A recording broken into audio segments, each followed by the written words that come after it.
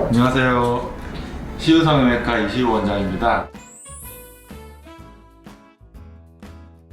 오늘은 5, 60대 이상인 분들 중에서 눈가에 진물음으로 고민 중인 분들을 위한 영상을 준비했는데요. 관련된 내용들을 하나씩 질문과 답변을 통해서 설명드리도록 하겠습니다.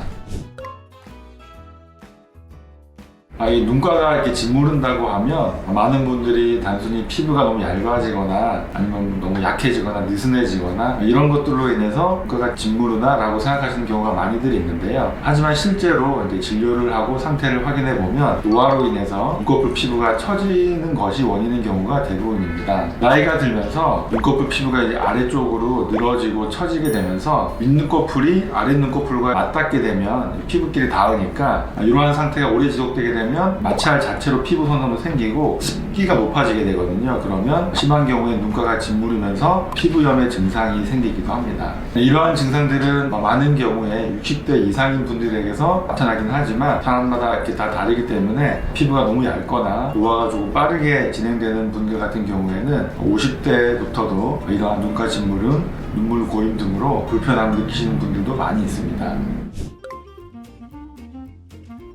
단순히 눈가 짓무름이 다른 이유가 아니라 피부 자체의 문제라면 이런 경우는 그냥 해당되는 연고만 잘 발라주셔도 호전되는 경우가 많이 있습니다. 하지만 눈꺼풀 처짐으로 인해서 눈물이 고이거나 눈가 짓무름이 발생한 경우라면 당연히 연고 처방만으로는 증상이 좋아지지 않고 이러한 증상들이 반복되는 경우가 많이 있습니다. 이렇게 눈 주변 피부가 지속적으로 자극을 받게 되면 단순히 붉어지는 것을 넘어서 심한 경우에는 염증으로도 이어질 수가 있습니다. 또 이러한 증상은 세안이나 화장과 같은 일상생활에서도 불편함을 느끼실 수가 있겠고, 특히 이제 더운 여름철에는 땀까지 더해지면서 그러한 증상들이 더 심해지기도 합니다. 따라서 눈가 짓무름 증상이 반복된다면 이런 것을 단순한 피부 문제로 생각하기보다는 해당 증상의 원인에 맞는 진료를 받아보시는 것이 도움이 될 수 있습니다. 또한 이렇게 눈가에 짓무름이 지속되거나 눈꺼풀 처짐이 지속되는 경우에는 눈가 주변의 불편함 뿐만 아니라 실제 나이보다 나이가 더 들어 보이거나 나는 피곤하지 않은데 더 피곤해 보인다거나 하는 그런 이미지를 주는 경우도 있습니다. 따라서 이러한 비슷한 증상들이 지속되고 반복된다면 정확한 원인을 확인하기 위해서 성형외과 전문의의 상담을 받아보는 것이 좋겠습니다.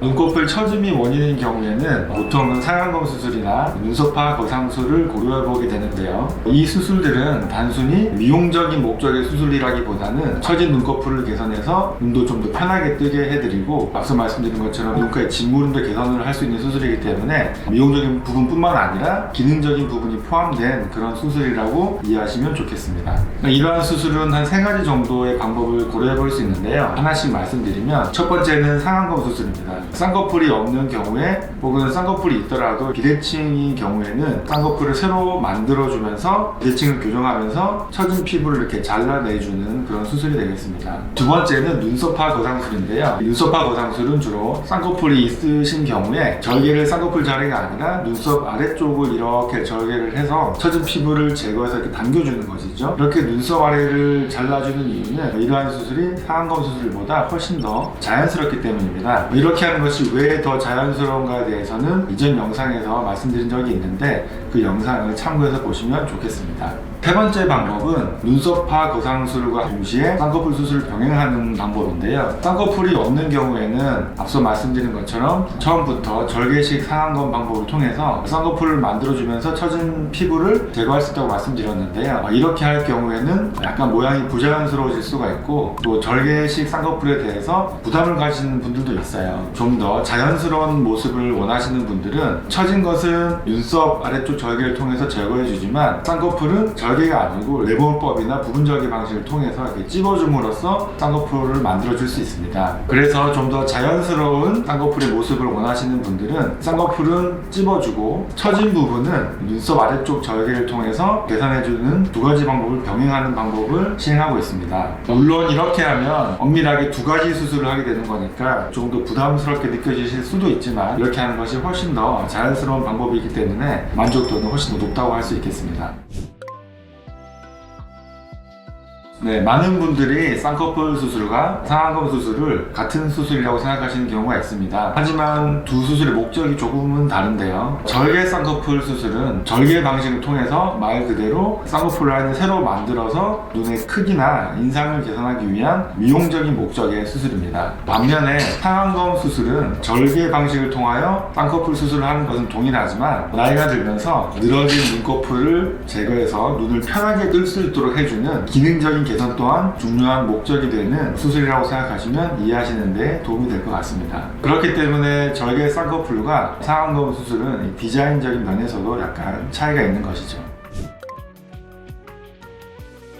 결론부터 말씀드리면 짓무른 부위만 따로 부분적으로 피부를 제거하는 방식은 저희가 권하지는 않습니다. 눈가의 짓무름의 원인은 눈 가장자리 피부가 늘어졌기 때문입니다. 그래서 그 증상만 딱 개선하고 싶다면 그 직접적인 부위만 제한적으로 잘라낼 수도 있겠죠. 그러나 그렇게 수술할 경우에는 눈 모양이 어색해지는 정도를 벗어나서 눈 모양이 매우 이상하게 늘 수 있기 때문에 그렇게 수술할 수는 없습니다. 성형외과 의사의 관점에서는 눈 수술이니까 그래도 얼굴 전체는 아니어도 최소한 눈 전체의 균형이라던가 자연스러움을 유지하는 선에서 수술이 진행되어야만 하겠습니다. 따라서 특정 부위만 부분적으로 제거하게 되면 눈꺼풀의 균형이 맞지 않거나 눈 모양이 전체적으로 어색해지기 때문에 조그만 부분이 아닌 눈꺼풀 전체를 함께 고려해서 수술을 하시는 것이 좋겠습니다.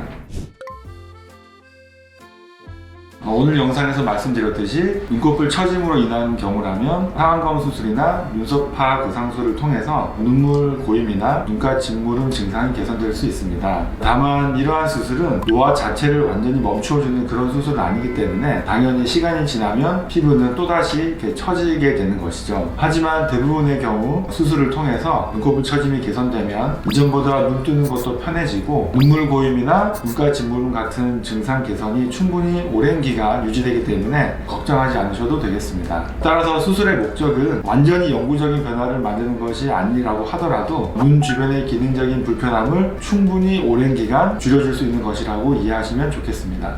말씀드린 것처럼 눈꺼풀 처짐을 수술하는 것은 미용적인 측면에서보다 기능적인 목적이 우선이 되는 수술입니다. 그렇지만 미용적인 부분을 완전히 무시할 수는 없겠죠. 그렇기 때문에 기능적인 부분과 미용적인 부분을 함께 고려하시는 것이 좋겠습니다. 따라서 눈가 짓무름으로 일상생활에 불편함을 느끼신다면 성형외과 전문의 병원을 방문하셔서 본인에게 적합한 수술 방법에 대해서 상담 보시는 것을 권해드립니다.